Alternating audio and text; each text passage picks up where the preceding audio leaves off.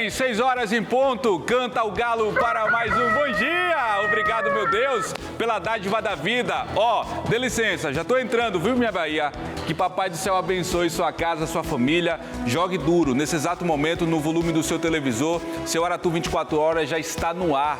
Um programa onde o povo baiano tem vez e voz. É feito aqui, por você e pra você. Então corre, vem aqui pros braços, para aquele abraço forte, caloroso. Não correu hoje não, foi, minha Bahia? E isso, chega mais. Hoje é sexta-feira, poxa. 8 de agosto de 2025. Seu Aratu 24 Horas já está no ar. Agora vem cá, você já mandou sua mensagem pra gente? Ainda não? Mande sua denúncia, sua sugestão de pauta para o Zap Zap. O telefone é o 999860003. Isso mesmo. Aproveita e segue a gente também no Instagram, @TV Aratu. Me dá essa moral, hein? @AlexSilvestre.tv. Falando em moral, quero agradecer, viu? A audiência, então, dessa quinta-feira. Vocês representaram. A Bahia representou no Aratu 24 Horas e eu tenho certeza que hoje, sexta-feira, não vai ser diferente. Acompanhe a gente também no YouTube, tá?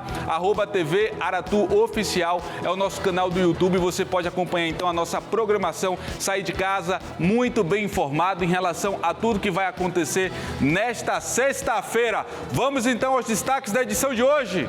Preste atenção. Eu já começo, então, com um caso revoltante. Um adolescente de 15 anos foi assediado no metrô, viu? Enquanto ia para a escola. É isso mesmo, Lara Linhares? Isso mesmo, Alex. Esse caso aconteceu na estação de metrô da rodoviária. Esse jovem de 15 anos estava indo para a escola, um trajeto que ele costuma fazer todos os dias, quando foi abordado por um homem. A mãe estava em casa e recebeu a ligação, ficou alarmada até o momento em que ela foi encontrar com o filho e entendeu o que é que tinha acontecido. Muito bem, a gente vai ficar sabendo então de todos os detalhes já na edição de hoje. Dia Nacional da Axé Music, 17 de fevereiro é oficialmente o Dia Nacional da Axé Music, viu, gente? O presidente Luiz Inácio Lula da Silva sancionou então em Brasília a lei que institui aí, a data comemorativa. Esse é um dos nossos destaques da edição de hoje. Já eu vou trazer aqui os detalhes para você, tá? Vem para cá, Artista de Opaió, o filme, um dos artistas foi agredido pelo ex-namorado. Isso aconteceu dentro de casa. Quem vai trazer os detalhes ao longo do nosso programa de hoje é o repórter Marcos Henrique. Alex, estamos na Casa da Mulher Brasileira com a delegada titular da DEAN aqui na Casa da Mulher Brasileira em um caso de repercussão nas últimas horas. A atriz, mulher trans Lil Arisson, chegou nas redes sociais falando de uma agressão que sofreu do ex-companheiro no dia 25 de julho. A delegada Bianca vai trazer detalhes porque nesta quinta-feira o principal suspeito foi preso. Pois é, viu? A gente vai ter entrevista também hoje no seu Aratu 24 Horas. Sabia que a tontura é um sintoma e pode ser um indicativo aí de que mais de 40 doenças, entenda, esse é um sintoma ligado a mais de 40 doenças. A comunidade médica, inclusive, faz um alerta à população sobre a importância de diagnosticar essas causas. Um estudo aponta que 45% dos idosos convivem com esse problema. Uma especialista vai, então, tirar todas as dúvidas pra gente aqui no Aratu 24 Horas dessa sexta-feira. E mais, a gente também vai falar que a polícia está desde a madrugada da quinta-feira ontem tomando as ruas de Juazeiro para desmontar uma quadrilha de traficantes de drogas, viu? Jamerson Oliveira tem todas as informações pra gente. O que acontece, Alex, para você que está acompanhando entender? A polícia, ela cercou as divisas aqui da Bahia com outros estados, a exemplo do Piauí, a exemplo de Pernambuco, onde a gente está. Por exemplo, Juazeiro, você pegando aqui direto do outro lado da ponte, você já está em Pernambuco, em Petrolina. Então, as divisas foram cercadas, estão sendo realizadas abordagens como essas aqui, onde os policiais param os veículos, caminhões, carretas, carros, motocicletas e aí fazem uma verdadeira varredura, um pente fino. Pois é, hoje também é dia da nossa coluna Papo de Política com João Tram. Bom dia, João. Muito bom dia, Alex. Muito bom dia a todos que nos acompanham. 500 profissionais já aprovados em concurso estão na espera de ser nomeados para a Secretaria de Saúde. Pressão no prefeito Bruno Reis, disso que a gente vai tratar nessa sexta-feira no nosso Papo de Política. Ok, João. Essas e outras notícias agora no Aratu 24 Horas. Muito bem, cantou o galo, já estamos no ar com o seu Aratu 24 horas. Quero saber, hein, Galinho, se o pessoal tá mandando mensagem aí, manda mensagem pra gente, denúncia no nosso Zap que já tá aqui na tela, ó. Você também pode seguir a gente nas redes sociais, @TV Aratu, é então o Instagram da nossa TV, e @AlexSilvestre.tv é o meu Instagram. E você pode nos acompanhar também no YouTube da TV. Vai sair, vai pegar o busão, vai pegar o ferryboat, vai pegar aí o metrô. Coloca lá no smartphone que você vai ficar bem informado, então, nessa sexta-feira. Aliás, já quero saber, junto com você aí de casa, como é que vai ficar a previsão para esta quinta-feira. Vamos lá, então, para o nosso cardápio. As cidades selecionadas para hoje foram Salvador, Bom Jesus da Lapa, Governador Mangabeira. A gente começa então pela nossa capital, Salvador. A previsão do tempo é a seguinte: sol com algumas nuvens, a mínima 20 graus e a máxima 29. Bom Jesus da Lapa, sol com muitas nuvens, mas não chove. Noite de céu nublado, sem chuva. Máxima, a mínima na verdade é 17 graus e a máxima 34, tá, minha Bahia? Governador Mangabeira, céu com muitas nuvens, mas sem chuva, viu? Mínima 18 graus e a máxima de 25. Muito bem, vem pra cá que a gente vai seguir com o nosso noticiário. Agora é o momento, então, do nosso Papo de Política, nossa coluna com o comentarista João Tran, que já está aqui nos estúdios da nossa TV Aratu. Deixa eu ir me direcionando aqui ao João. Muito bom dia, João. Sempre bastante elegante. João, a gente começa, então, a nossa conversa por qual temática aí do universo da política? Bom dia. Bom dia, Alex. Bom dia a todos que nos acompanham. Hoje a gente vai falar do concurso que está sendo esperado ainda pelos profissionais de saúde que já foram aprovados neste processo. O prefeito Bruno Reis ainda não homologou este concurso. Então, a categoria da saúde faz pressão, representada inclusive pela líder da oposição, Aladilce Souza, ela que é enfermeira e trouxe justamente essa pauta para a nossa Câmara. 500 profissionais da área de saúde estão fazendo essa pressão para serem de fato nomeados. Vamos lembrar, eu conversei essa semana com a Aladilce Souza e ela disse que este concurso foi sim de fato alvo de impugnação do Ministério Público, mas agora já está tudo certo. Só falta o prefeito de Salvador nomear esses 500 nomes. Só que enquanto está toda essa apreensão para esses 500 novos servidores entrarem em exercício na nossa Secretaria de Saúde, sejam eles enfermeiros, secretários, médicos, dentre diversas atribuições, o prefeito Bruno Reis decidiu renovar contratos daqueles que estão ali temporariamente como reda. Então, enquanto algumas pessoas já estão com concursos aprovados, o prefeito não colocou aqueles que são devidos a esse posto e preferiu colocar aqueles contratos temporários, estender contratos temporários, o que aumentou ainda mais a pressão no gestor da cidade daqui de Salvador. Pois é, né? A gente está percebendo, inclusive, aí toda essa movimentação em relação ao nosso universo político. Você está acompanhando aqui a nossa coluna Papo de Política com o João Tran. Inclusive, a gente tem informações também sobre a ocupação aí, né, em relação aos bolsonaristas, não é, João Tran? Isso repercutiu aqui na nossa Bahia?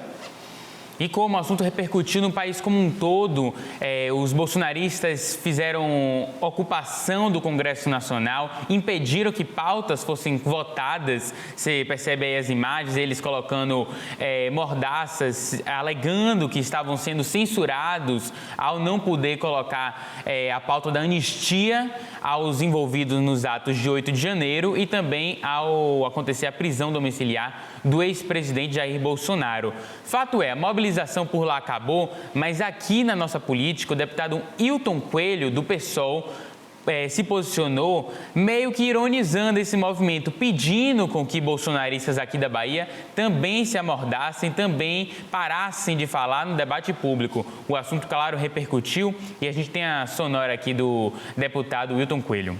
Trouxemos essa fita adesiva aqui para que os deputados bolsonaristas aqui da casa possam aderir ao movimento também da greve de palavras. eu acho um movimento muito significativo. E como o pessoal é chamado num partido de todas as lutas, que apoia todas as greves, nós não podemos ser acusados de não apoiar essa greve também. Acho, inclusive, que pode ter um efeito muito positivo, deputado Zó, deputado Olívia, né? Porque, além dos deputados aqui da casa aderirem concretamente, eles podem servir como referências para os seus vereadores, né? Nas casas que eles acompanham, em relação a essas pessoas que ficam também nas redes sociais, né, intervindo e se posicionando a favor do bloco deles. Todos podem aderir, né? Tem fita adesiva para todo mundo. Essa é uma prova material de que o pessoal apoia a greve de palavras desse campo político, que vai ser realmente muito positivo, porque eles não podem querer calar aqui a tribuna, como fizeram no Congresso Nacional, aí não dá. Portanto, está aqui à disposição, tem fita para todo parlamentar que queira aderir ao movimento, com todo o nosso apoio. Nós esperamos que seja uma greve por tempo indeterminado, como nós falamos ontem aqui, e que, portanto, eles façam essa adesão enquanto ainda estão soltos. Você ouviu aí o deputado Hilton Coelho sobre a mobilização dos bolsonaristas que impediram pautas de serem tocadas lá no Congresso Nacional, só que os trabalhos já voltaram. Dentre os temas que já foram votados, com relatoria do senador Jacques Wagner, aqui baiano, foi a ampliação isenção do imposto de renda para até R$3.000, até 2 salários mínimos praticamente. Essa é uma pauta do governo que pode ter um rumo de mais de 5 bilhões, começa a valer a partir de 2026, mas faz parte daquela agenda de justiça tributária, ou seja, tributar menos os mais pobres e passar essa cobrança para os mais ricos. A gente vai, claro, continuar acompanhando esse tema, porque o governo promete ampliar essa isenção do imposto de renda para até R$5.000, R$7.000, enfim, o debate deve seguir. Mas vamos para mais um tema também do nosso noticiário, aqui local, porque saiu no Diário Oficial do município, da prefeitura, 2 transtornos para o trânsito. A Trans Salvador colocou a possibilidade de ter serviços relacionados tanto na calçada quanto também no bairro da Graça, ali próximo a Jequitaia, junto ao posto do Jequitaia, deve ter um serviço por lá relacionado ao gás que vai ser levado para esse posto Panda, e também você vê a imagem ainda da Ladeira da Gabriela, deve ser outro ponto também de transtorno. A obra lá na Jequitaia, como está passando as imagens, deve acontecer no período noturno, ou seja, deve gerar menos impactos no trânsito. Já na Ladeira da Gabriela, na Graça, deve ser durante o período do dia mesmo, mas os impactos maiores devem ser na calçada. Claro que gera impacto no trânsito, gera impacto na vizinhança, a gente vai, claro, acompanhar, porque tem promessas que a prefeitura precisa ficar de olho, seja na reconstituição desses buracos, seja na repavimentação, na recolocação das áreas verdes que foi eventualmente desmatado. Tudo isso está lá no Diário Oficial da União e a gente vai acompanhar a execução devida dessas obras e a encanação também desse gás que é prometido pelo Brasil Gás nesses 2 serviços. Muito bem, papo de política com João Tram. Por favor, João, suas redes sociais. É isso aí, vocês podem acessar o www.aratu1.com.br para acompanhar o desdobramento desses casos e também nosso Instagram, @argumento. Por lá a gente pode bater bola também. Sextou e a gente vai agora, né, com o seu pensamento, né, Alex? Pois é, com o nosso, momento do cafezinho, vou me servir aqui, o João também, vou apertar, hein, João? Ai, olá. Ê, desceu, rapaz. Vai, João, se serve aí também. Tá funcionando com uma beleza agora. Tá funcionando com uma beleza. Chega aqui, já dá um brinde, ó. Sextou. Ó, o pensamento de hoje. Tudo que o sonho precisa para ser realizado é alguém que acredite nele e possa aí, então, ser realizado. Entendeu? Acredite no seu sonho. A pessoa que precisa acreditar no seu sonho, essa pessoa é você. Engole. Que beleza! Ô, gente, deixa eu falar o seguinte, muitas pessoas sonham inclusive em ter uma casa, só que quando essa pessoa consegue a casa, na maioria das vezes em uma região aí dominada pelo tráfico de drogas, começa a sentir, inclusive, as pressões desse sistema. A gente vai continuar com o nosso Aratu 24 Horas falando justamente que uma mulher, ela está sendo ameaçada por traficantes. Isso mesmo, ela está sendo confundida aí com uma X9, nome dado a quem realiza a denúncia à polícia em relação ao tráfico de drogas. Quem está chegando na tela agora do seu Aratu 24 Horas é a repórter Lícia Fontinelli, que tem informações pra gente. Lícia, bom dia.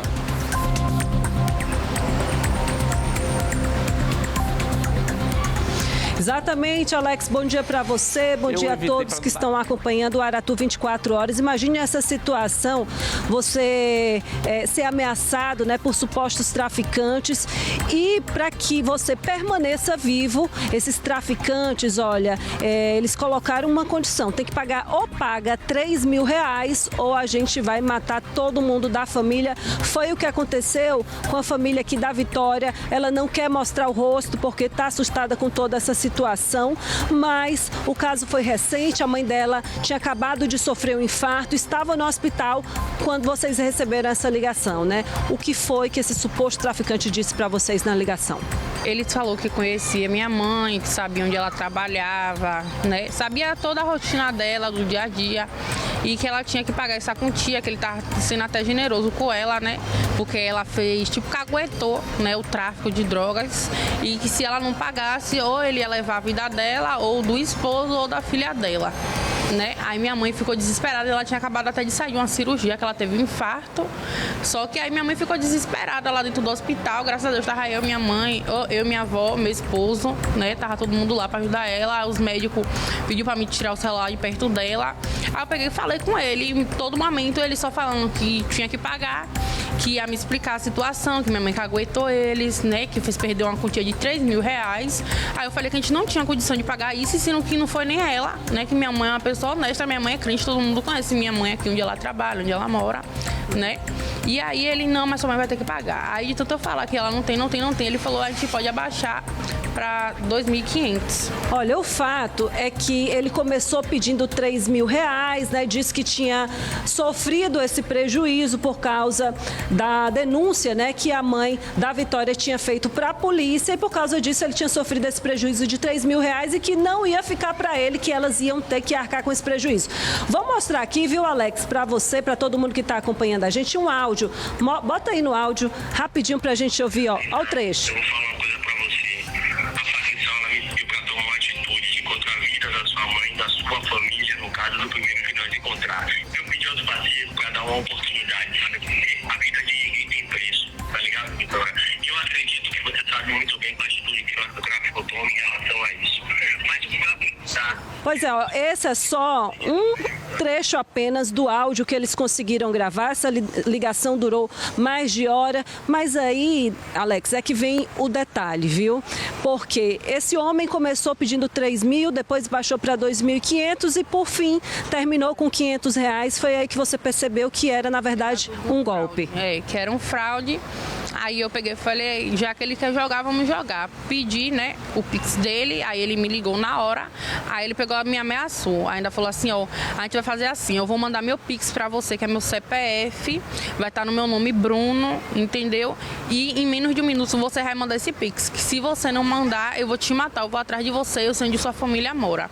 Aí foi aí que eu mandei correndo pra meu esposo mandou pra um colega que o sogro dele é polícia, e foi aí que a gente descobriu onde esse cidadão mora. Pois é, olha, só para quem está chegando agora entender esse caso que a gente está contando, né? Esse caso que a família acabou ameaçada por supostos traficantes. Esses traficantes estavam acusando, né, a família de Vitória, que está conversando aqui com a gente, de ter denunciado, de ter passado informações para a polícia. Por causa disso, eles acabaram sofrendo um prejuízo de R$3.000 e agora a família ia ter que arcar com esse valor, né? Essa foi a situação vivenciada. A mãe de Vitória, que atendeu essa ligação, recém-operada, acabou de ter um infarto, estava recém-operada. Então foi tudo isso que aconteceu, viu, Alex? Pode falar. Lícia, eu quero saber o seguinte, Como é que ficou a situação da família? A família precisou sair da região, da localidade que mora. A gente não precisa, inclusive, dar o bairro, inclusive por segurança aí da nossa entrevistada, que a gente não está nem identificando. Mas como é que ficou essa situação? Eles precisaram deixar o local? Qual que foi a atitude tomada nesse primeiro momento por essa família? Procurou a polícia, registrou um boletim de ocorrência? Vai lá, Alicia, está com você. Vou passar então a pergunta aqui, olha, para o esposo de Vitória, porque você fez uma pesquisa em relação a esse suposto traficante. O que foi que você descobriu?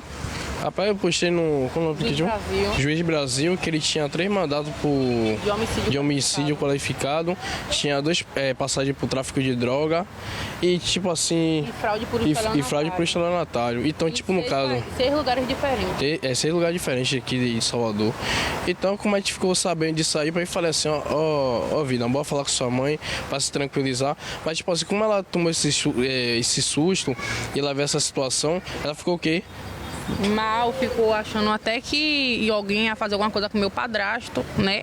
Aí não quis nem ficar em repouso e tipo até mesmo de infartar novamente. Vocês precisaram sair de casa com receio que a facção fosse até vocês? Ela ia até sair de casa mesmo, só que ela não quis sair, né, para proteger o esposo, porque ela ficou com medo até de alguém fazer alguma coisa com o esposo dela, ele aqui sozinho trabalhando, porque aí a pessoa na correria, aí viu uma pessoa, né, contra a vida da outra, sem motivo nenhum. Vocês perceberam que era um golpe, né, no final de tudo? No final de tudo a gente viu que realmente era um golpe, né? Mas mesmo assim, de qualquer forma, poderia até ter uma tragédia, porque a pessoa com um susto desse, né, morrer, né, por causa de besteira. Sua mãe estava bem debilitada, né? Infartou, passou por cirurgia. Passou pela cirurgia, não estava nem conseguindo falar. Na verdade, ainda não está conseguindo falar. Que ontem, até mesmo cedo, quando eu estava lá no hospital com ela estava conseguindo falar direitinho, estava brincando e tudo. Aí depois desse susto, a voz dela até reteu um pouquinho. Ela tá andando meio trêmula também, né? Não tá andando normal, porque quando ela levantou o pé no banheiro, ela levantou normal, não precisou de ajuda nem nada. Só que aí depois desse susto de novo, minha mãe até parece até que piorou, mas graças a Deus deram um calmante para ela, né? Minha avó também ficou bem nervosa, bem coisa, mas graças a Deus está todo mundo bem.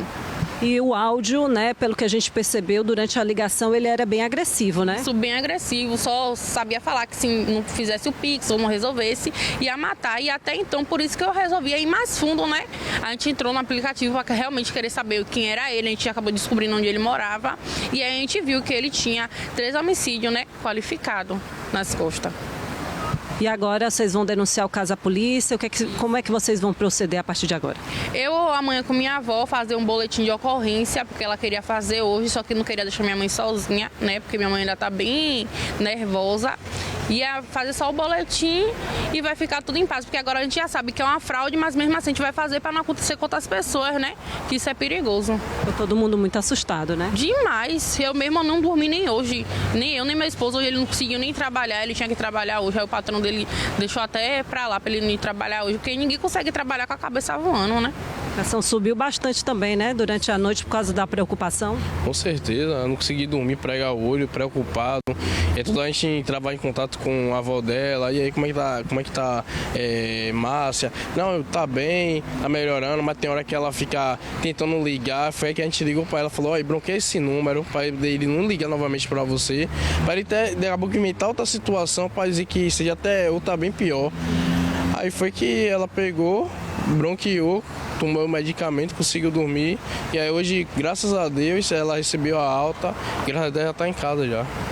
Pois é, olha, essa foi a situação então vivenciada por essa família, né, esses supostos traficantes, um golpe, viu, Alex, que infelizmente muita gente acaba caindo, por pouco essa família também não caiu, é assim que eles utilizam, né, eles utilizam de várias artimanhas e esse golpista, no caso, se identificou como se fosse traficante, dando todas as informações do bairro, da facção que comanda o bairro e dizendo também detalhes, né, de como é que a família agia, nome de pessoas da família. Então, claro, esses familiares ficaram muito assustados com toda a situação, mas o desfecho Nesse caso aqui, foi positivo, viu, Alex? Volta aí com você. Ok, Lícia, obrigado pelas informações, obrigado também ao José Sena, aí, o nosso cinegrafista que está acompanhando essa história pra gente. E falar em acompanhar, a gente vai continuar acompanhando esse caso aqui no Seu Aratu 24 Horas. Você veja, a informação quando chegou no primeiro momento pra gente, dava conta de que traficantes estavam, de fato, ali, traficantes mesmo,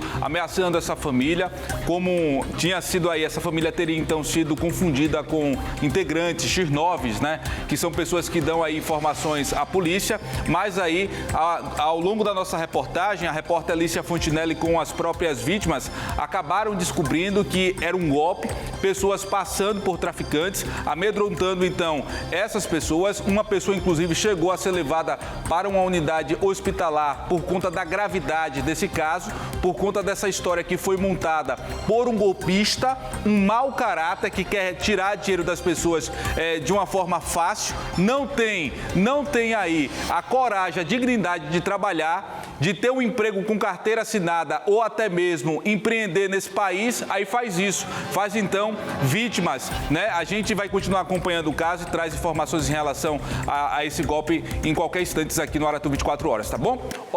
Um crime subnotificado e que tem aí aumentado assustadoramente, viu? São crimes subnotificados. Eu estou falando dos roubos às farmácias. Esse crescimento, gente, se deve à busca pelas canetas emagrecedoras, uma medicação cara e que é facilmente vendida pelos criminosos no mercado paralelo. Em Salvador, são diários os registros de roubos das canetas injetáveis. A segurança é a própria sorte. Esse é o lema de funcionários e donos de farmácias que passaram a ser ameaçados por bandidos. E tudo começou quando as farmácias iniciaram as vendas de canetas emagrecedoras. Elas são o alvo preferido de bandidos nos últimos tempos. Somente ontem, 3 foram assaltadas. Uma na Avenida Vasco da Gama, outra na Avenida Dom João VI em Brotas e a terceira no Costa Azul.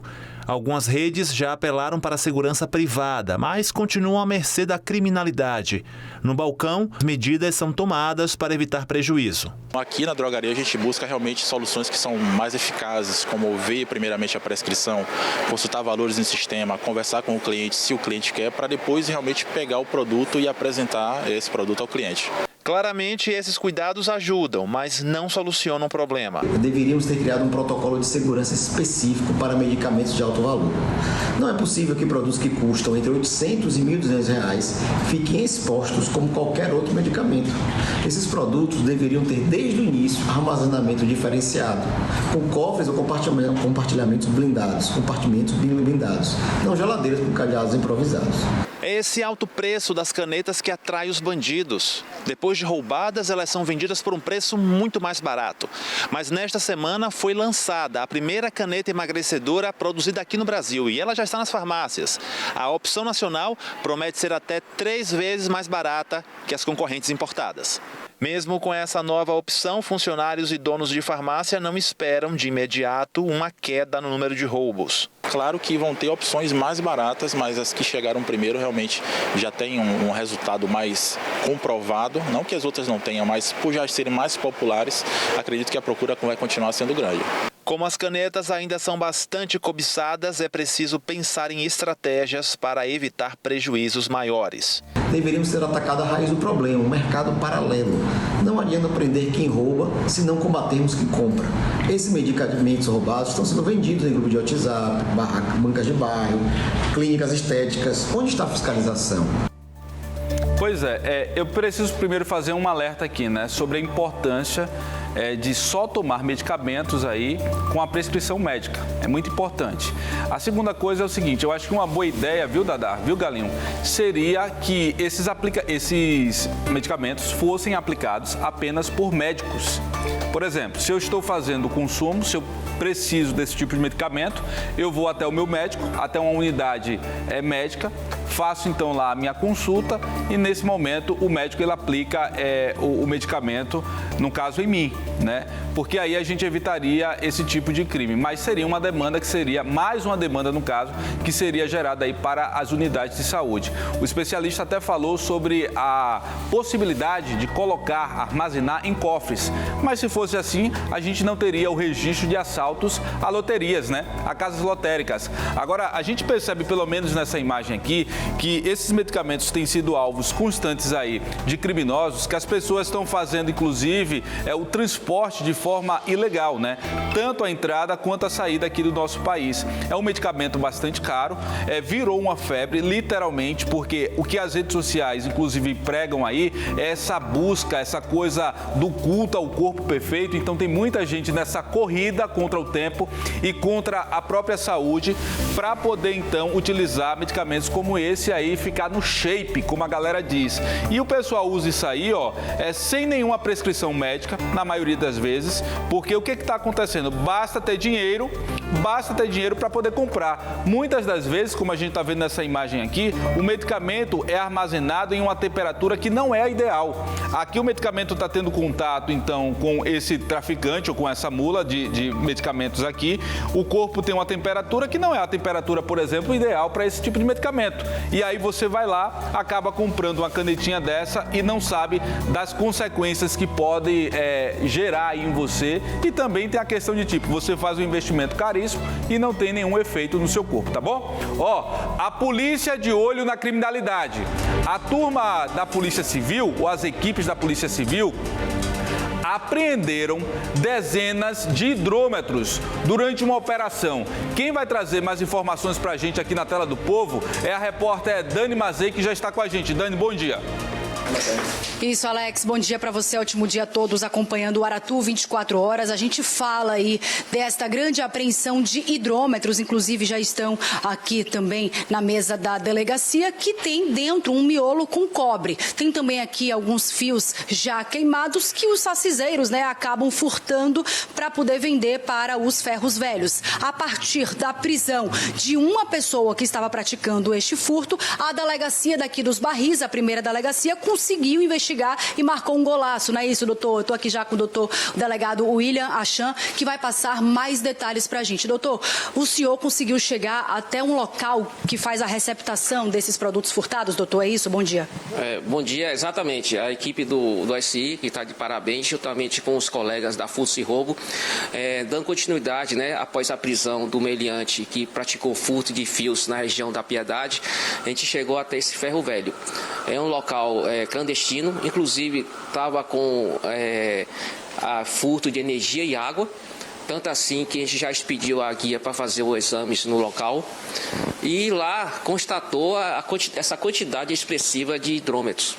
Então, é um dos locais que estão em investigação, entre outras, para a gente acabar com esse furto de hidrômetro na cidade. Doutor, e esse local, esse ferro velho, ele funcionava ali no 2 de julho, centro da cidade. E vocês também levantaram informações de que ele funcionava mais à noite. Exatamente, para evitar a fiscalização dos órgãos públicos, porque não tem alvará de funcionamento e também não tem a vistoria do bombeiro e outras coisas mais. Então, na clandestinidade, ele receptava esse material furtado e que acarretava prejuízo muito grande, principalmente aos clientes dessa concessionária. Ou seja, chegando lá nesse ferro velho no 2 de julho, a Polícia Civil, a equipe de investigadores conseguiram aí verificar outras irregularidades. A gente está vendo aqui o material. Doutor, eu queria que o senhor explicasse para quem está em casa, que acaba ficando um pouquinho curioso. Então, aqui dentro desses hidrômetros tem cobre, é isso, doutor? Exato, não, isso aqui é cobre. Esse invólucro do hidrômetro é todo de cobre. Eles fazem o seguinte, eles abrem e retiram o relógio, retiram outras peças que não têm valor comercial para eles e fica com esse aqui. Isso sim, isso aqui é cobre puro. Entendi. Então esse valor comercial é muito grande, esse é o foco dos furtadores. E o senhor também estava explicando que esses fios aqui já estão queimados porque é assim que esses sacizeiros juazeiros, como a gente chama, né? Essas pessoas que acabam furtando esses fios, eles fazem, não é isso, doutor? Sim, eles depois que eles arrancam os fios, eles queimam para tirar a borracha protetora e revende para os ferro velho, já nesse padrão de material.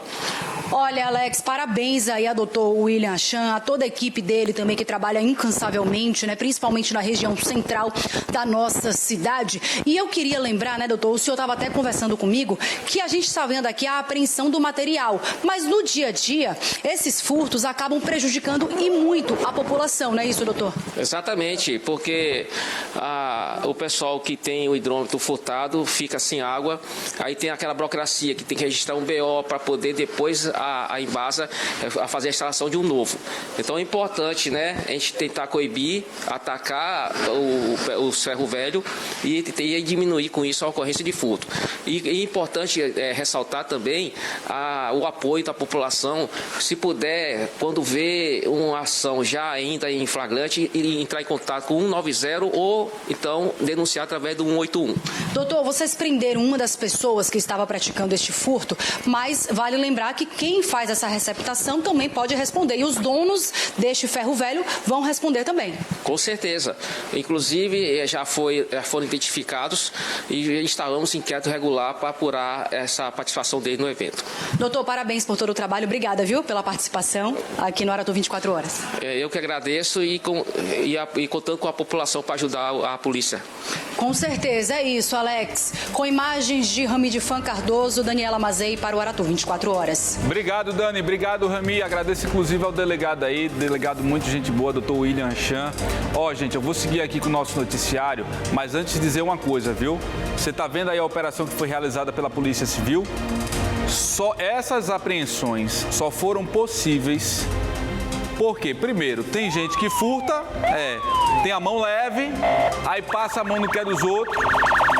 Segundo, porque tem quem compre o receptador, que nesse caso aí são os ferros velhos, né?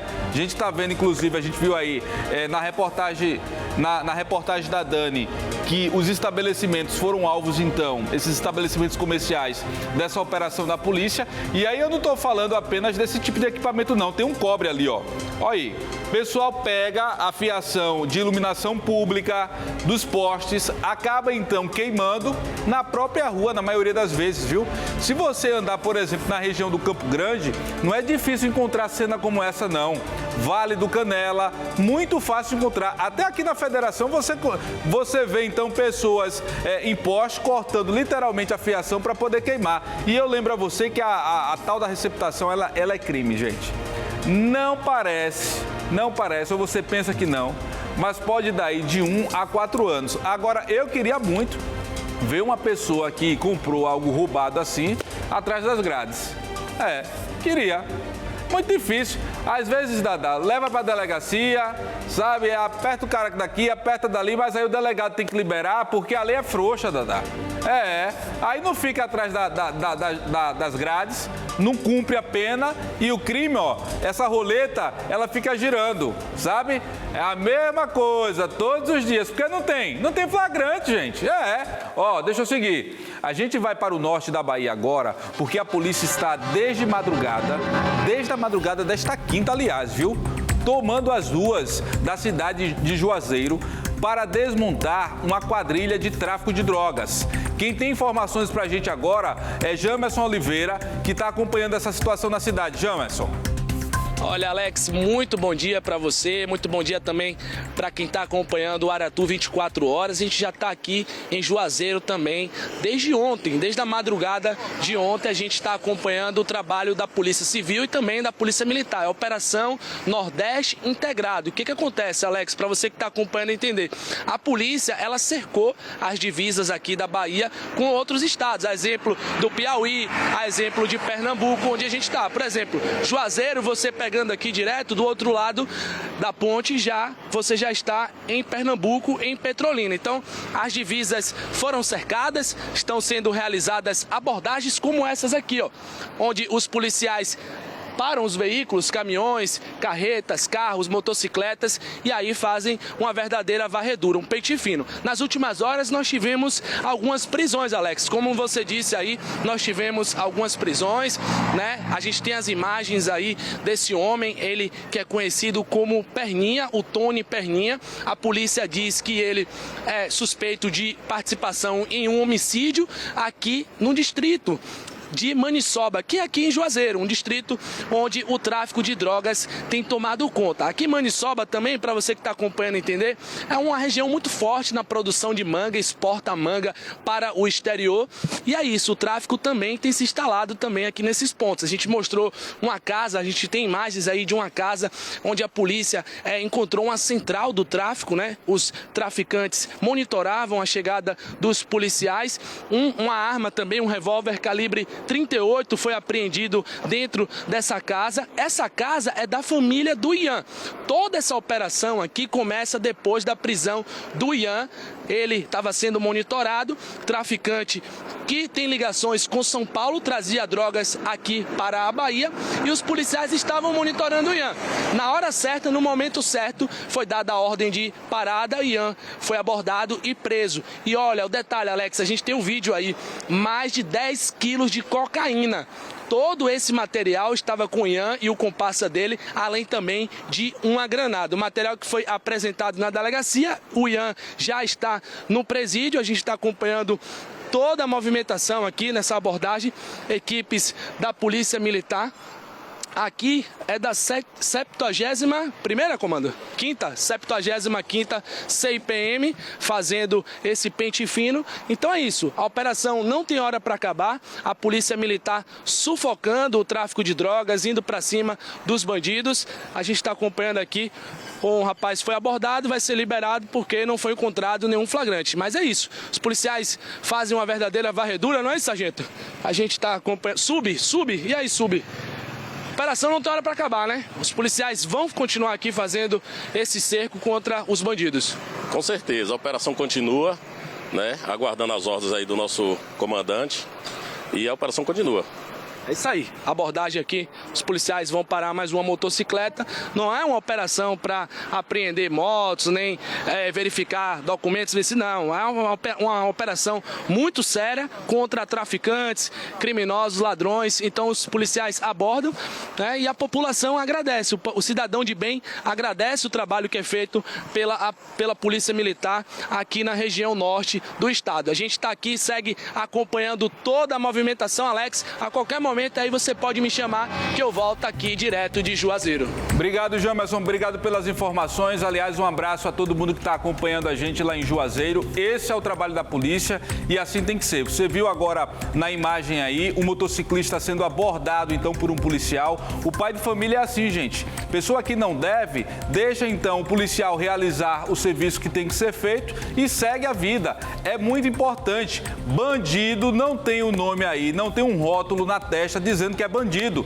Então não tem como a polícia saber. Tem que ter esse contato, tem que ter essa conversa com o cidadão, com o pai de família. Inclusive, em momentos como esse aí, a polícia fica sabendo, ô seu policial, tem um cara ali numa atitude suspeita, é bom que o senhor passe lá também. Essa abordagem é importante então para que a polícia consiga chegar até um possível assaltante, até um possível traficante. A gente viu inclusive na reportagem do nosso Jamerson aí a quantidade de drogas aí que foi apreendida. Uma grande quantidade que foi apreendida, então, durante esse trabalho da polícia que está sendo realizado na nossa cidade, na cidade de Juazeiro, que faz parte, então, aqui da nossa Bahia. Essa é uma reportagem, então, exclusiva que a gente traz no seu Aratu 24 horas e a gente vai continuar, inclusive, acompanhando, viu? Esse trabalho que está sendo realizado no interior do estado. Agora, deixa eu seguir com o nosso noticiário. Artista do filme Opaió, esse artista ele foi agredido, viu?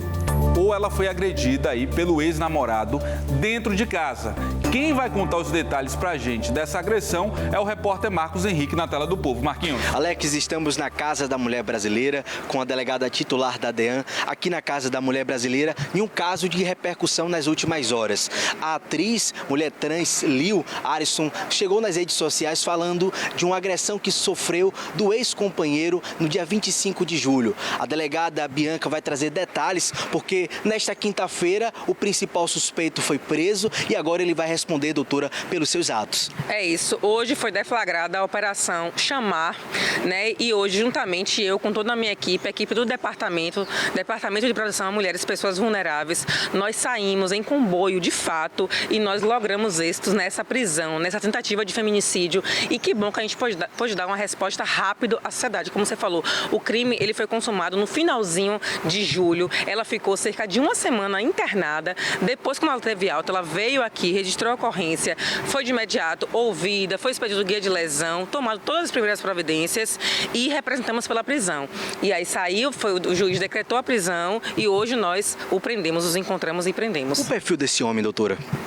Ele é um agressor, um típico agressor. Ele chegou aqui, não confessou, negou. Normalmente os agressores eles querem culpabilizar a vítima. Então a culpa sempre é da mulher, a culpa sempre é da vítima. Mas nós temos provas, indícios de materialidade, provas de autoria, tudo para ele. Então, de fato, o agressor das agressões foi ele. Temos a prova. Ele foi agora provavelmente vai ser indiciado por esse crime de tentativa de feminicídio. Nós estamos concluindo as investigações. Agora ele está sendo interrogado por doutora Daiane, foi a delegada que presidiu toda a investigação. Vai ser logo encaminhado e ele vai ficar preso. Eu espero que fique um bom tempo preso. A importância da denúncia, principalmente de momentos como esse, né? O caso foi no dia 25, mas hoje, quinta-feira, menos de 15 dias, a gente vê a celeridade e o trabalho da DEAN em saber do caso, identificar o suspeito e ele pagar pelos seus atos. A DEAN ela fica aberta 24 horas. Nós contamos com a equipe de 8 delegadas, todas delegadas com um perfil,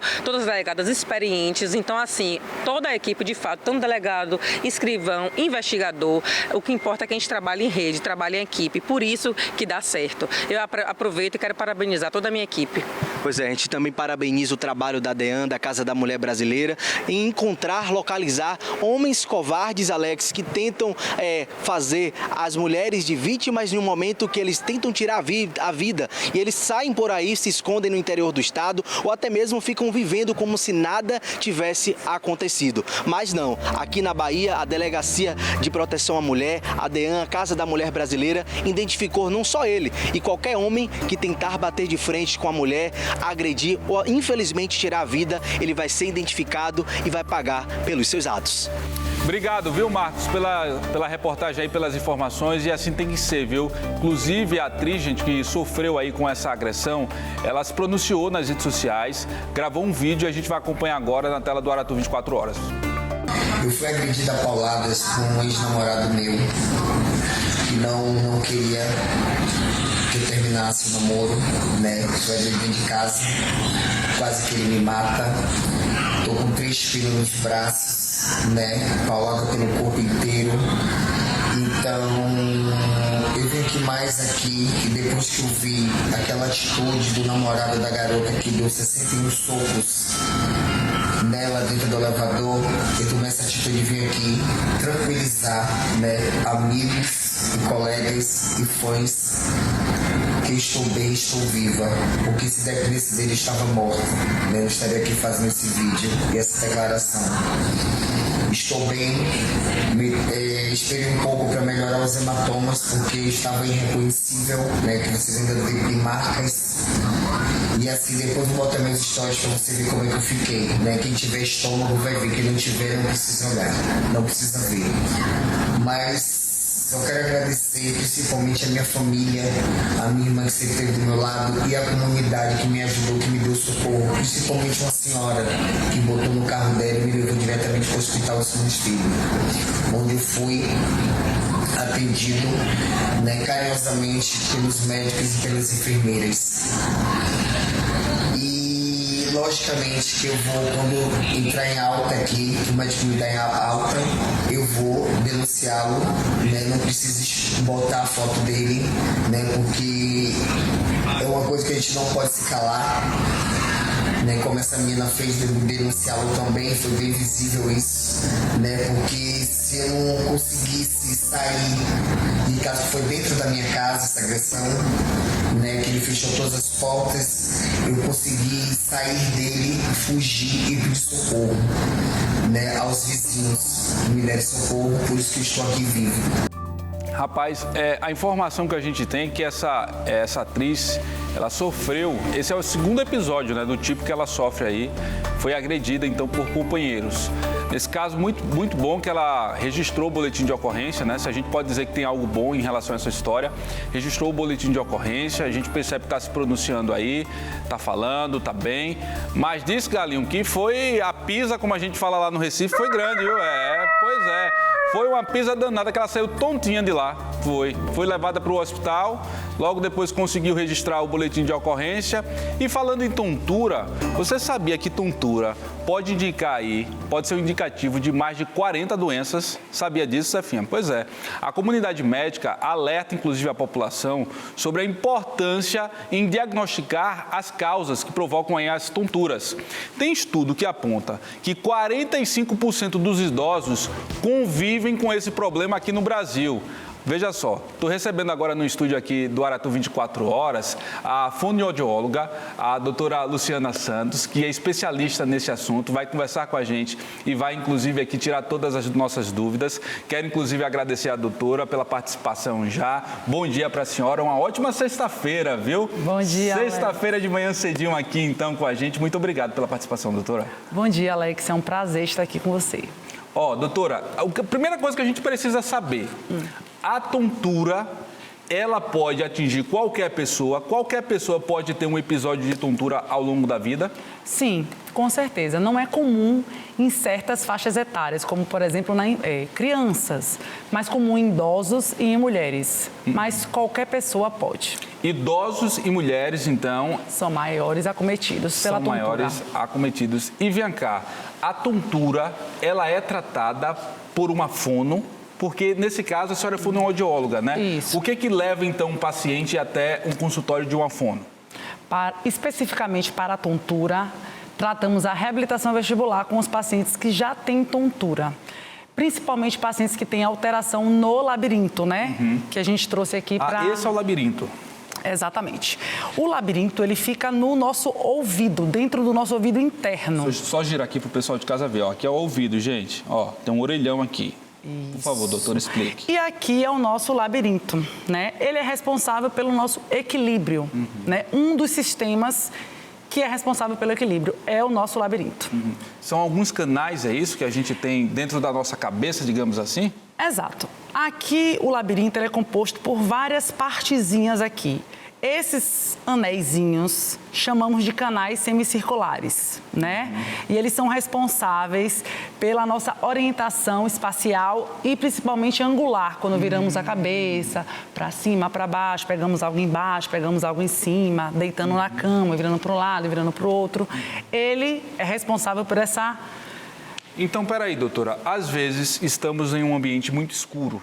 Sim. E mesmo assim a gente consegue meio que se localizar, saber se estamos deitados, em pé. É esse equipamento, esse bichinho aí que está na sua mão que diz a gente... Exatamente. Dentro dele tem uns cristais que muitas pessoas já ouviram falar que quando tem uma tontura como vertigem, né, as pessoas ouvem falar sobre esses cristais. Eles moram aqui, no nosso labirinto, e ele que vai dar essa sensação de, mesmo com olhos fechados, a gente sabe se está em pé, se está sentado, se está para o lado direito, se está para o lado esquerdo. Sim. Agora, esses estudos são impressionantes, né? Exato. Mais de 40% da população brasileira ou de idosos podem conviver com a tontura, é isso mesmo? Exato. A maioria dos meus pacientes são idosos, né? Idosos e mulheres, mas principalmente idosos. Tanto para o diagnóstico da tontura, né? Quanto para fazendo os exames, né? Relacionados à tontura, quanto o tratamento, que é o que eu faço, que é a reabilitação vestibular. O tanto de gente que sentou agora na frente do sofá porque se identificou com essa relação da tontura, e aí a gente mandou as nossas equipes de reportagens, doutora Luciana Santos, às ruas para colher aí as dúvidas das pessoas. A Miriam, ela tem uma dúvida e enviou então aqui para a gente, vamos ver. Bom dia, meu nome é Grécia. Eu gostaria de saber, doutora, se tontura é doença. Na verdade, foi a Grécia que falou aí, doutora. Tontura é doença? Não, tontura não é doença. Tontura é sintoma. Sintoma de que algo no seu corpo não está funcionando bem. E precisa ser investigado, ou seja, um sinal de alerta. E essas tonturas, elas podem estar ligadas a uma doença específica, a mais de uma? Exatamente. Como você mesmo iniciou falando, né, mais de 40 doenças. Como, por exemplo, alterações metabólicas, cardiovasculares, interações medicamentosas, problemas psicológicos, como, por exemplo, específico, a ansiedade. E a minha melhor parte, vamos dizer assim, que eu trato, que é as alterações no labirinto. No labirinto, né, exato. Doutora? Vem cá, a gente tem aqui mais uma pergunta em relação ainda à tontura. Dessa vez é a dúvida da Miriam, que a gente vai conferir agora na tela do povo. Acompanhe. Bom dia, senhor Alex. Meu nome é Miriam. Quais são os alimentos que provocam tonturas? Tem isso? Tem alimentos? Sim, tem alimentos potencializadores, que aumentam os gatilhos, pioram as crises de tontura. Como, por exemplo... Pelo amor de Deus, não diga que é ele, não. É o café, Alex. Meu Deus do céu, aí. Ô, João Tran, a gente vai poder mais tomar cafezinho, não é, João? Rapaz, o café, ele potencializa isso, doutor? Exatamente, principalmente pacientes que já têm alterações vestibulares. Eu não falo que não pode tomar café, eu falo que você tem que tomar cuidado com a quantidade de café que você ingere. Esse é o problema. Tá, a gente tem outros produtos que contêm aí a cafeína. Energético, por exemplo. Energético é outro problema. Pré-treino também é um problema. Galera da academia que precisa tomar o pré-treino. Ingestão de alimentos com açúcar, com muito açúcar, bolos, tortas, biscoitos. A gente tem mais uma pergunta aqui dos nossos telespectadores. A gente vai conferir. Vamos lá. Alex, bom dia. Eu sou aqui um turista do Rio de Janeiro. Eu queria saber de ti se tontura se trata com medicação ou com reabilitação. Pois é. E aí, doutora? Então, essa resposta seria ambos, né? Mas quem vai direcionar o tratamento é o médico otorrinolaringologista ou o cardiologista, quem atendeu o paciente, ou o neurologista, ou o psiquiatra, mas normalmente é o otorrinolaringologista que vai definir o tratamento do paciente. O paciente pode sim tomar medicação, né?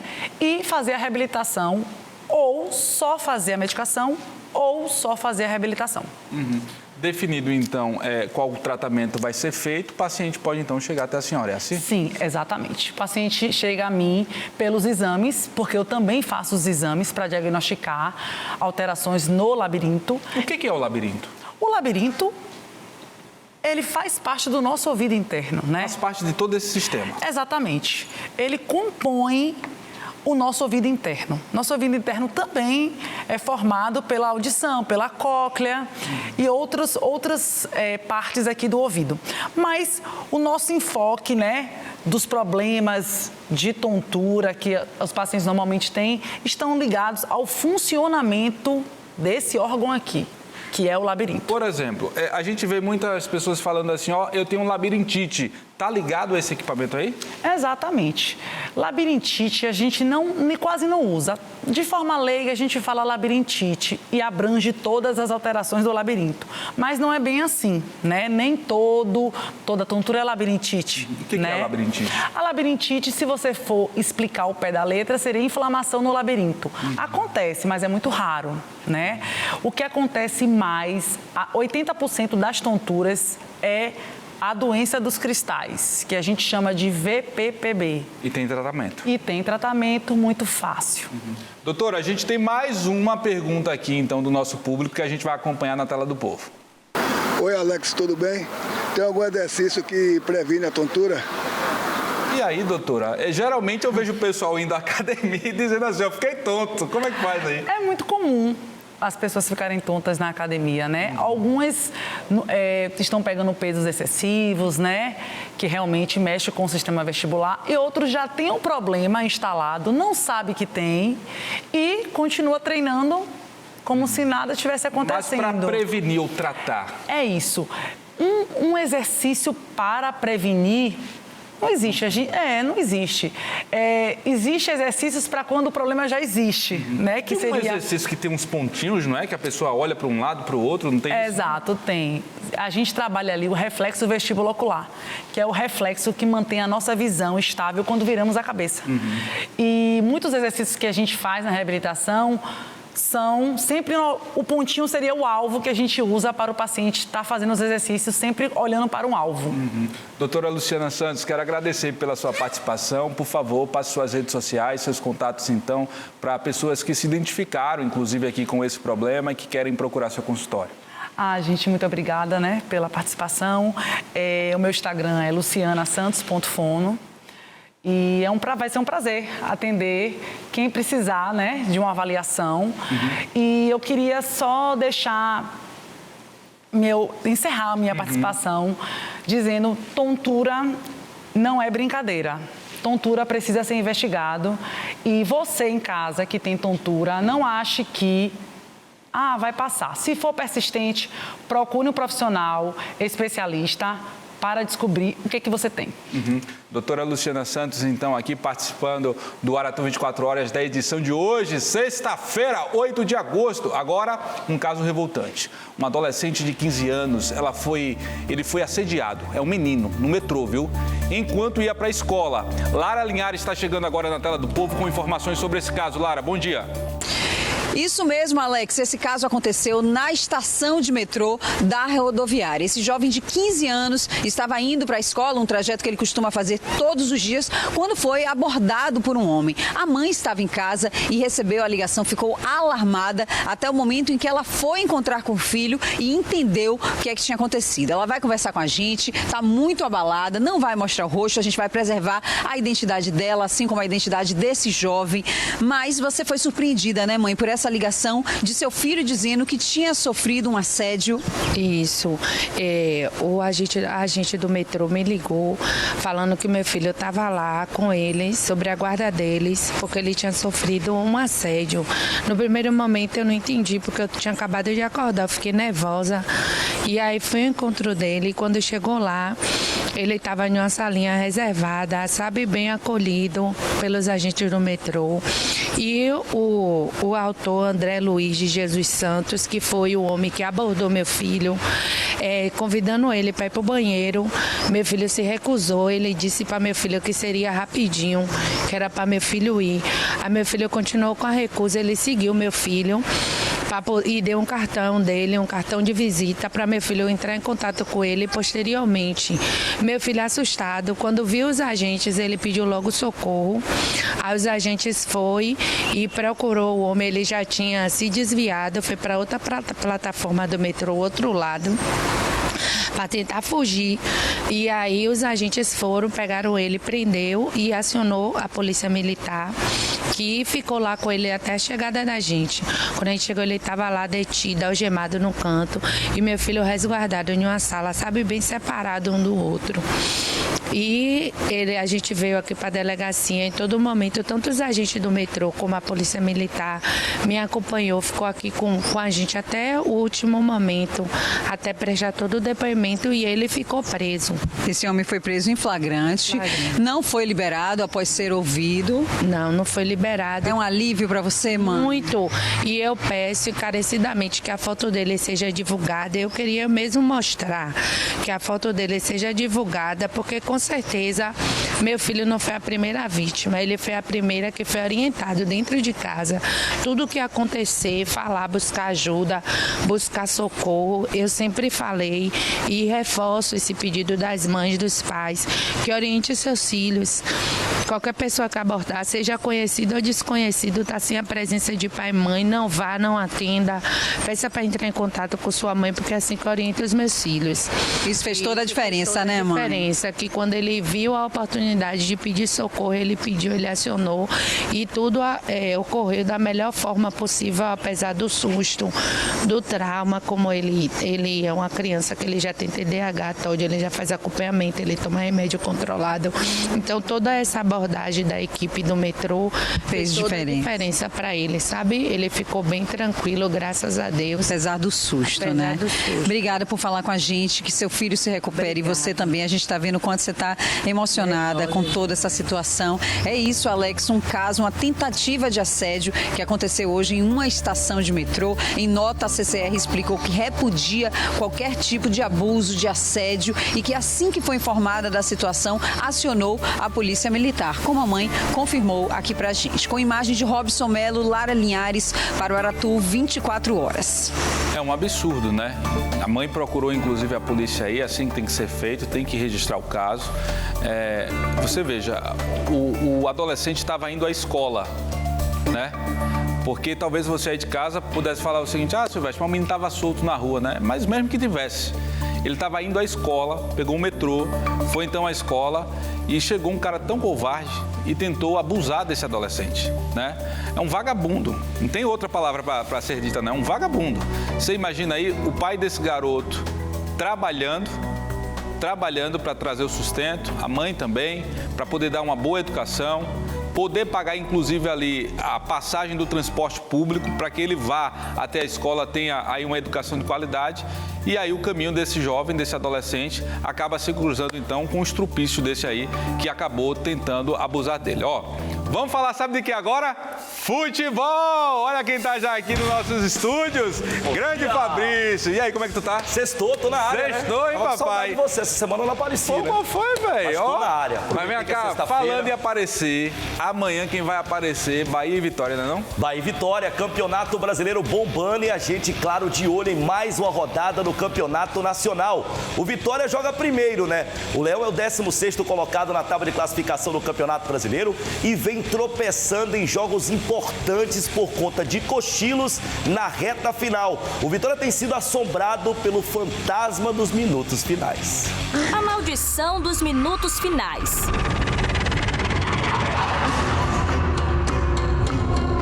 Quando o relógio marca 40 minutos do segundo tempo, o torcedor rubro-negro já começa a ficar nervoso. Acaba, pelo amor de Deus, acaba! As pernas tremem, as mãos suam, aquele sentimento que o pior está por vir. Foi assim contra o Palmeiras no último domingo. Tudo caminhando para um 2-1 valioso. Até que Flaco Lopes, de cabeça, aos 41 minutos, silenciou o Barradão. Contra o Sport, o roteiro foi ainda pior. Gol nos acréscimos, explosão nas arquibancadas. Mas no último lance, gol de Romarinho. Contra o Inter, Rodrigo Tabata resolveu acertar esse chutaço de fora da área. Isso aos 47 minutos. O Vitória tá tão azarado que tem sido assim até nos torneios eliminatórios, Copa do Nordeste e Copa Sul-Americana. Deu tchau com gols no apagar das luzes. Se é por falta de concentração, falta de confiança ou medo de perder, ainda não se sabe. A verdade é que o torcedor colossal segue de cabeça quente com essa fase que mais parece uma maldição. Acaba, pelo amor de Deus, acaba! Rapaz, eu quero saber o seguinte, viu, Fabrício? Se amanhã vai tomar gols aí nos minutos finais. Não pode, né? Mas vai ter desespero. Acho que o jogador do Vitória, né? A comissão técnica, o torcedor rubro-negro vai ficar com aquela sensação estranha nos minutos finais. A gente viu na matéria belíssima do Rodolfo Rage, né? Com a narração da nossa Tayane Barros, o quanto o Vitória tem sofrido nos minutos finais da partida. Então a gente espera que amanhã no Morumbi, às 6h30, quando o Vitória encara o tricolor paulista, que o Vitória possa fazer um bom jogo e de repente não sofra nos minutos finais. Se tiver ganhando, viu, a tendência é sofrer nos minutos finais, viu? A gente espera que o Vitória ao menos consiga pontuar, porque o Vitória na sequência pega o Juventude, né, no início do retorno do Campeonato Brasileiro, e o Vitória tem 18 pontos nesse momento, é o 16º colocado. Se conseguir pontuar em São Paulo, pega o Juventude no Barradão, no cenário muito positivo para conseguir se manter longe da zona do rebaixamento. Hoje o Vitória está a 3 pontos pontos à frente da equipe do Vasco, que é o 17º, o primeiro dentro da zona do descenso. Um outro problema do Vitória, o atacante Eric, velho, tá vivendo boa fase, fez um golaço no último jogo, só que pro Vitória colocar ele em campo contra o São Paulo, tem que pagar R$1 milhão de multa. E aí, o gol da última partida está sendo tratado como o gol mais bonito no Campeonato Brasileiro até aqui. Tem gol que pode ser comparado a uma obra de arte. A pintura de Eric do Vitória contra o Palmeiras no último domingo merece ser curtida de todas as formas, de todos os ângulos. O drible de corpo em cima de Piquerez, seguido de um chute de fora da área cheio de curva que foi morar no ângulo do goleiro Marcelo Lomba. Simplesmente sensacional. Por aí estão dizendo que foi o mais bonito do Brasileirão até aqui. Doido é quem discorda. Eric, o cara do golaço, deve ser desfalque sábado diante do São Paulo. O atacante pertence ao clube paulista e, por força de contrato, só pode atuar se o Leão pagar a multa no valor de R$1 milhão. Mas será que vale o alto investimento? Não, com certeza não vale não. Vai que o Vitória perde. E R$1 milhão ficou para onde? Entendeu? Eu acho que ele tem que ficar fora do jogo. R$1 milhão, tu pagaria? Rapaz, olha, ano passado, o Alejandro, artilheiro do Vitória no Campeonato Brasileiro, era atleta do Bragantino. E o Vitória encontrou o Bragantino num momento muito agudo da competição.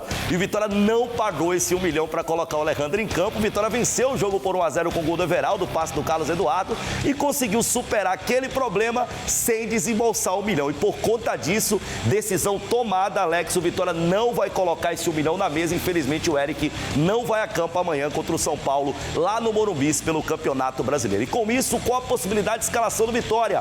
Falo para você aqui na tela, hein? O Vitória deve ir a campo para encarar a equipe do São Paulo com o Lucas Arcanjo no gol. A lateral direito, o Cáceres está machucado, o Claudinho deve ser o titular, mas o Claudinho também tem problemas físicos, então o Edu é quem deve começar jogando. O Edu é zagueiro, mas deve começar jogando de maneira improvisada na lateral direita. Miolo de zaga com o Lucas Alter, o capitão do time, ao lado do jogador Zé Marcos, o zagueiro canhoto que tem jogado ao lado do Lucas Alter. E na lateral esquerda, expectativa do Ramon, contratado junto ao Internacional, ficar apto para o jogo de amanhã. Se ele não ficar apto, manutenção do Michael Jesus na lateral esquerda. O miolo de meio campo com Ronald, Baralhas.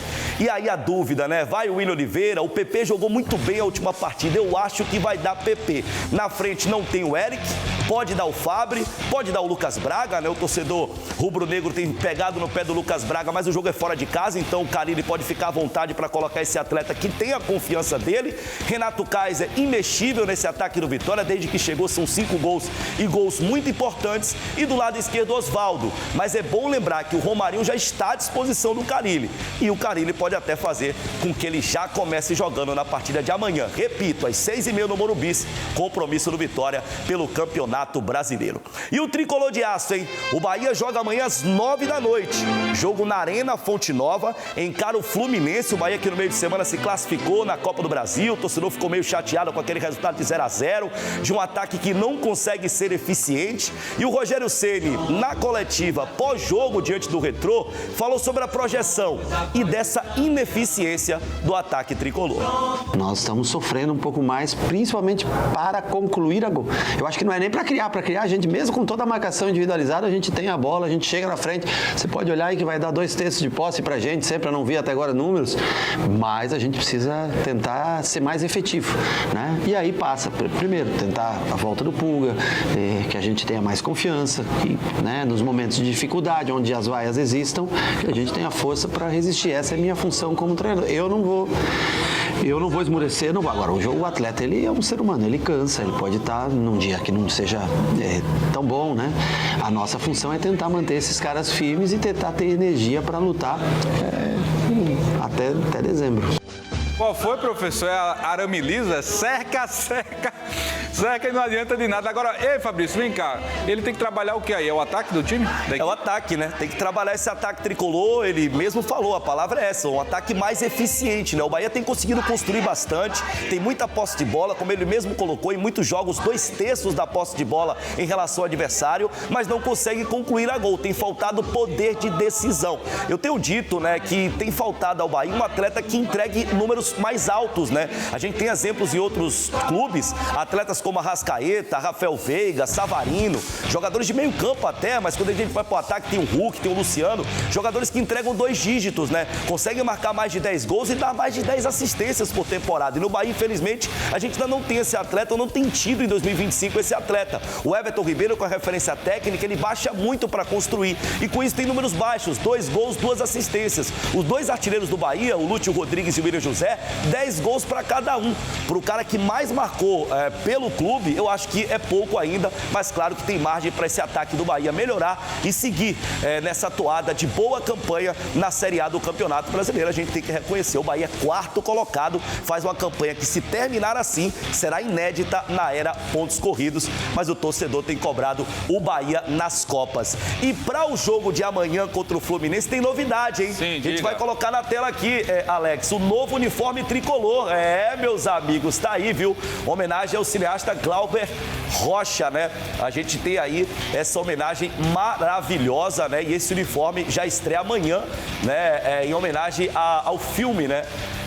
Rapaz, sensacional. Uma das produções do Glauber Rocha, né? Um dos cineastas mais famosos do Brasil, esse baiano de Vitória da Conquista. E a gente tem essa homenagem ao filme Deus e o Sol na Terra do Diabo, né? Deus e o Diabo na Terra do Sol, perdão. Deus e o Diabo na Terra do Sol é o filme famosíssimo, né, do Glauber Rocha, e essa homenagem será feita amanhã na Arena Fonte Nova, no jogo Bahia e Fluminense. Repito, homenagem ao filme Deus e o Diabo na Terra do Sol, uma produção fantástica feita aqui em nosso estado. Para finalizar a escalação tricolor, hein? Bahia deve ir a campo com Ronaldo vencendo o titular, na lateral direita o Gilberto deve ser mantido, miolo de zaga com Santiago Ramos Mingo retornando, ele que foi poupado contra a equipe do Retrô pela Copa do Brasil, ao lado de David Duarte. A lateral esquerda, Luciano Juba, o meio-campo com Caio Alexandre, Jean Lucas e Everton Ribeiro. É assim que a gente imagina esse Bahia. Ademir voltando a ser titular pelo lado direito de ataque, o Kaique, na minha opinião, pode ser mantido do lado esquerdo, e na referência o William José retornando também à titularidade, o Lúcio Rodrigues brigando ali por fora. Eu acho que esse será o Bahia para encarar amanhã o Fluminense às 9 da noite na Arena Fonte Nova, e tenho certeza com a Arena Fonte Nova lotada, Alex. Pois é, você não suma não, viu? E agora? Tamo junto. No Instagram você encontra a gente, hein? @FabrícioSCunha. Cola com a gente lá. E agora? Vamos pro intervalo? Segura aí rapidinho. O Aratu 24 horas volta já cheio de informações.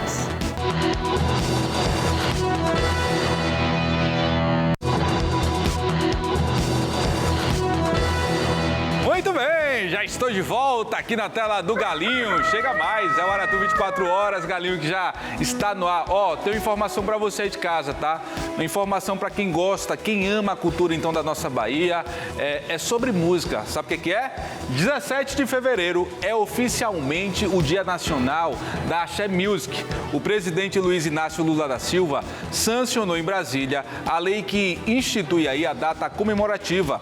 A proposta de autoria da deputada federal Lídice da Mata reconhece a importância do gênero musical na cultura brasileira. A cerimônia contou, gente, com a presença de personalidades da música e da política, como a cantora Daniela Mercury e a ministra também, a Margarete Menezes, tá? Ministra da Cultura. Você está acompanhando aí imagens. Além de Gleisi Hoffmann, você está vendo aí nas imagens, que é da Secretaria de Relações Institucionais do governo, e também Aniele Franco, né, que é ministra da Igualdade Racial.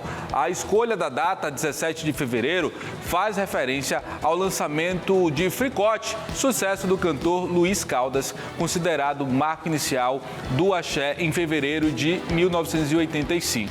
Já são 40 anos, viu? A deputada federal Lídice da Mata falou sobre a criação oficial dessa data. Acompanhe. Venho aqui com muita alegria para dar notícia que o presidente acaba de sancionar a lei que transforma o dia 17 de fevereiro no Dia Nacional da Axé Music. Essa é uma lei da minha autoria que busca valorizar a participação da Bahia na cultura nacional, na música nacional. A Axé Music, ela tem a influência da música negra baiana. Isso aí, viu? Deixa eu te falar uma coisa, eu agora vou para um rápido intervalo. Por favor, não sai daí, me espera, é rapidinho. Sai não. Galinho, tu também fica aí, viu? Volto já.